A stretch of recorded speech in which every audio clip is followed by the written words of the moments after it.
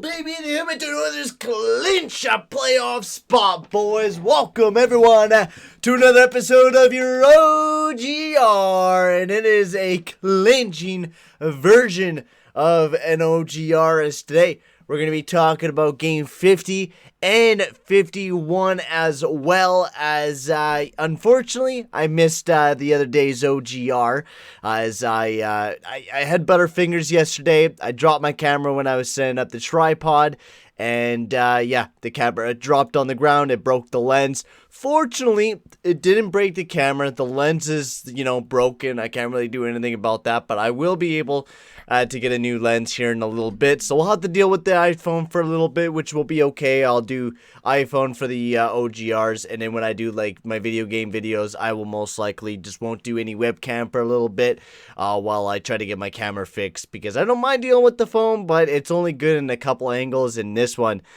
is probably one of the best angles I could probably get it at, because I don't have any tripod for my phone.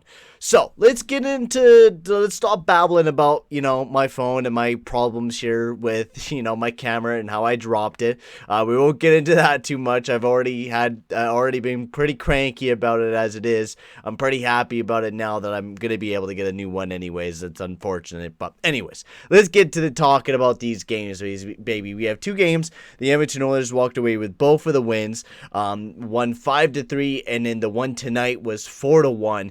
And these games were great. So let's get into the first one, Game 50 for the Edmonton Oilers. This was a game where McDavid hit 90 points, and this game was amazing. McDavid hit 90 points, which is the first time since, I think since Lemieux or Gretzky. Only actually 3 players have only been able to hit this. 90 points in 50 games has only been reached by both Gretzky and Lemieux, and now McDavid will also be added to that list, which is just absolutely insane from Connor McDavid to have the type of year that he's having right now. Like, he had 4 points against the Vancouver Canucks in the first game. In the second game, he put in another 2 points to get him up to 93. He's only 7 away from 100 points on the season, which would be absolutely amazing to hit for Connor McDavid. 100 points in 56 games, that would be a huge milestone. So let's get into the first game here, Game 50, the game that McDavid, of course, hit 40 points. He's been on an absolute tear. Going into that game as well, he had 21 points in 8 games. Now officially has 23 points in 9 games, which is just absolutely insane, the type of production that we're getting from Connor McDavid right now. So the very first goal of the game, Jesse Puljujarvi got his career high 13th goal of the season, which is just absolutely great to see from Mr. Jesse Puljujarvi. This was a beautiful tic-tac-toe play, getting it to Jesse Puljujarvi, and he sent a rocket right into the back of the net. Great goal there from Mr. Puljujarvi. And then Nate Schmidt got his 5th of the season there. It was a nice shot there from the, I think it was almost near the point, but there was a couple people blocking him up. I think Jones was kind of, blocking Mikko Koskinen, who was in the net. Also, the note for line changes, McLeod was on the third line with Archibald and Ennis, I'm pretty sure, in this game, which that line actually did very well. They changed it up for the next game and put Turris, which I didn't mind it because Turris wasn't too bad of a puck mover, but that's all he does is, pass the puck, and everything else that Turris does is basically nothing. We'll get into that later on, though. This line was actually good. I wish it had, a bit more of offense on that line as well, because I feel like, McLeod and Ennis are great, and whoever you put up against or with them are going to do really well, because of the way that McLeod's been playing, and especially in this game here against the Canucks, he's getting PK time, which honestly, he's been looking great on the penalty kill, especially in the next game that we'll be talking about as well. McLeod's been just an MVP on that PK ever since, Tippett's been trying him out there, and he's a great third line centerman for the Edmonton Oilers, especially going into this playoff run. We're going to need him huge time, and he's playing amazing for the Edmonton Oilers right now, especially killing off some pretty big penalties. So let's continue reviewing the game. The second period, Tyson Barrie got his 8th of the season, snuck it right through Holtby's 5-hole, putting up a big one there for the Oilers. And then Connor McDavid with an absolute bullet through Holtby's heart. Practically, that's what it looked like. McDavid putting up his 30th goal of the season. And then JT Miller with a nice move, dangling through the opposition and getting a nice top, I think it was bar down there on Mikko Koskinen as well. And then Dominic Cahoon, which this was also a new line, was the Nuge Cahoon Yamamoto line. I guess not new, but put back together. They haven't been doing good all year long, but Nuge is just, he's looking different, man. We'll get into the next game and talk about them a little bit more, but they are such just a good line. Even especially analytically these past two games, they have been amazing. Yamamoto's been playing great. Cahoon had a fantastic game here in game 50. He was just firing at all cylinders, and he fired in his 7th of the season with a nice passing play with Yamamoto breaking it in. He should have got an assist on this goal too, but it went to Nuge, to Kulikov, who got his first point as an Oiler and set up Mr. Yamamoto on a beautiful setup pass, and it just extended the lead for the Edmonton Oilers, going up 4-2. And then Brock Besser buries his 18th of the season there in the third period, and then Connor McDavid buries it all off with the empty netter, getting his 31st goal of the season. This game was an absolutely beautiful game, I gotta say, but let's just jump right into the next one. I do gotta say one thing though. The Neil, who played a lot of, actually, he didn't play a lot of minutes. Cahoon played a lot of minutes. I was mistaken those two guys. But the Neil, Kara, and Chase online did very good. They kind of changed it up in the next game, and they did, Kara, Chase on, and why am I forgetting his name now? Because the second line was Turris, Neil got put out. I can't remember exactly. Archibald played on the fourth line. And actually, that line didn't do too bad either. Kara's been kind of going, he hasn't been playing too bad. I mean, he's that PK specialist. He goes out there and bangs bodies, and that's what Kara kind of brings. But Jason's been really firing, He's not, a greatest offensive tool, but that fourth line, I haven't been hating it. Even in game 51, which we'll get into now, they didn't actually have a bad game. They were able to get some good offensive opportunities for the Edmonton Oilers and didn't look terrible at all. So let's get into game 51. Now, this is the game where the Edmonton Oilers walked away with a 4-1 victory. Now, we got to see Evan Bouchard play a game, and not just that, he got a goal. Evan Bouchard got a goal, man. That gets me so hyped up to say that Evan Bouchard gets it. No, not even just, a 5-on-5 goal. A power play goal, baby. This was actually a game that, when I was watching it, I was in a dream. I was thinking, I'm like, man, am I high right now? I'm like looking and I see Draisaitl, McDavid, Puljujarvi, Nuge, and Bouchard out on the power play. I'm like, wow, Tippett's actually blowing my mind here. Even though he did take out Baron Jones to give him a bit of a rest, which I'm fine with that because I'd rather have those guys firing at all cylinders. But why not give Barry a break? This guy, Barry, I really don't like Barry, first of all. You guys probably know that from watching majority of these OGRs this year. I've not been too big of a fan of Barry. I've been putting up with him these past couple games. But, we've been playing him way too much. And I honestly love that Bouchard got more time than Barry throughout this entire game. Evan Bouchard deserved it without a doubt. The way that he was playing out on that ice, the way he moved the puck, the way that he was passing him, the way that he was protecting it, just did 100% better than what Tyson Barrie would ever do offensively. And not even just that, defensively. Evan Bouchard is a game changer for the Edmonton Oilers right now. The way that he was played, the way that he was playing offensively, just everything about Bouchard game, I loved. Absolutely loved it. Bouchard games was an absolute great game to see. Also to note, Mikko Koskinen in game 50 was also amazing as well. I mean, he definitely landed a couple of weird ones, but he was good. Anyways, let's get back on to game 51. I keep divulging into Bouchard, who, he played alongside a Legason, which analytically that pair did not work at all.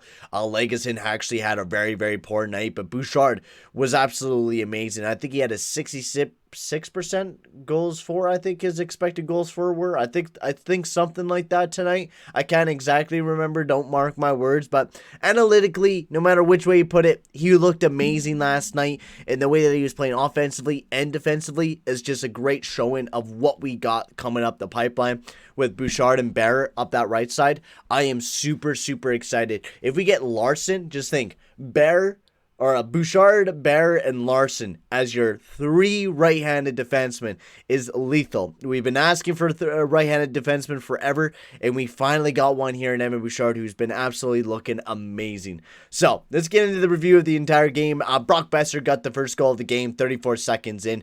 Now, this was a dumb defensive play by Nurse, and I said in the video before, when people go down and dive, I hate that sometimes. Especially when you run in to your goalie.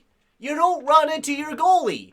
What are you doing, man? You gotta have that awareness as a defenseman. And especially when you are, defending a 2-on-1. When you go to lay down, you're gonna make sure that you don't hit your goalie, because if he has to make a save, then he can make it by you not hindering that save, which is what Nurse did. Nurse ran right into Mike Smith, hindered Mike Smith from making the proper save, and it went right in the back of the net. Now, is it a guarantee that Smith would have made that save? No, but it would have been a bit of a better chance if Nurse just didn't bump in to Smith, and it would have just been a good opportunity. But whatever, it is what it is, because right after that, Leon Draisaitl gets his 25th of the season. Why can I not remember this goal? I do remember the power play goal, which was just an absolute howitzer from Leon Draisaitl, getting his 26th goal of the season, getting set up by McDavid. McDavid came in, did a little head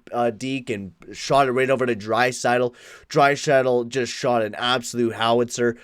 First power play goal of the game, and then right after that, Evan Bouchard got a beautiful goal. He was like fake slap shot it, waited, and then shot.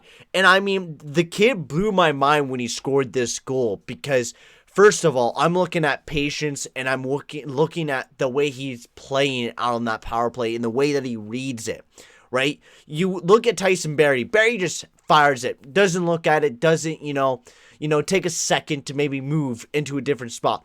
Bouchard waited. He waited to see that right opportunity. He's seen right at the perfect opportunity when McLeod and Nurse were right in Demko's eyes. He shot that puck, and he knew that was going to go right in the back of the net, because Demko couldn't see a single thing. And that is what makes you a good defenseman, and a good offensive defenseman at that. Barrie cannot read the play as well as what I am seeing from Evan Bouchard. Now, yes, he is a rookie and Barrie's a veteran, and without a doubt, I will, I can't even really say that I trust Barrie more, because his defensive play, especially on that, I think it was that Besser goal? Yeah, I think so. He made a faulty mistake and left Nurse all by himself, right? And we see that a lot throughout the game. I mean, we see it all the time with Barrie, with leaving Nurse to deal with it by himself.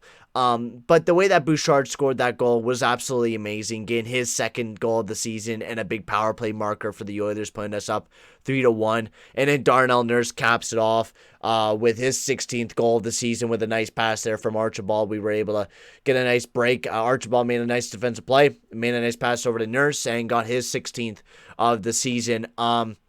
This game was amazing. McLeod got a lot of PK time. He got 2 minutes on the PK, which was amazing to see. That third line honestly didn't play too bad. I didn't mind Turris, but I'd rather not have him in the lineup, to be completely honest with you. We have better wingers with Nygaard or Neal. Neal would be better than Turris. I like Turris. I want to like him, but he didn't do anything. You take a look at his stat sheet. He didn't get any shots. He didn't get any hits. No blocks. He was just, kind of a pylon out there who could pass the puck decently, and that's really it. Otherwise, the top line didn't do terrible. Draisaitl, McDavid, Puljujärvi. They got some big goals there. Draisaitl got the 2 big goals of the game. The second line was still buzzing once again. Nuge, Kahun, Yamamoto. Yamamoto should have gotten a goal in this game. He should have gotten a point with the amount of times that guy had some good opportunities. He was buzzing all night long, and I was really happy to see that. Otherwise, Chason really didn't get very much power play time. Puljujärvi actually got more power play time than Chason. I don't know if we're just resting the main unit, getting them ready for the playoffs, or is this what Tippett is really planning for? Is he just, putting this big scheme together to play, the worser players for other teams to get used to, our lesser peak, our lesser power play maybe, and now we're going to be throwing out our better players? I don't know if exactly that's the plan for Tippett, but if it is, he's an evil genius because he was pissing me off all season long. So I don't know whether I could trust Tippett or believe in him. I don't know what the hell to do. But what he did tonight, putting Bouchard up alongside of Darnell Nurse, honestly looked great. That pairing between Nurse and Bouchard was amazing. Everything about this 2 games against the Vancouver Canucks were really impressive. We played a good game. We battled.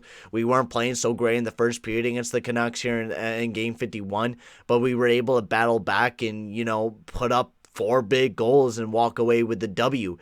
We have 2 more games against the Vancouver Canucks, one on Thursday and Saturday, and then after that we only have 3 games left after that, a couple against Montreal and 1 more against the Vancouver Canucks. So we got 1 more win away from clinching home ice advantage in the second place of the division, so that will be huge for the Edmonton Oilers. I'll be patiently watching to see if that will happen in the next game on Thursday, which I am hoping.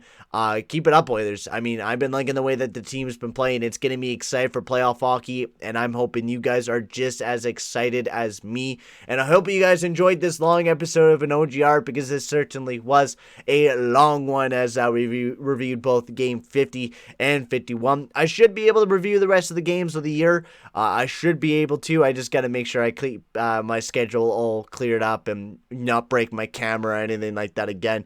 But for right now, guys, I'm going to sign off here. Thank you very much for watching. Make sure to like and subscribe. Tell me, guys, what you guys thought in the comment section below of this game, and what you guys think the Oilers should do next going into Thursday and maybe even the playoffs. But for now, guys, I'm going to sign off here, and I'll see you guys all in the next one.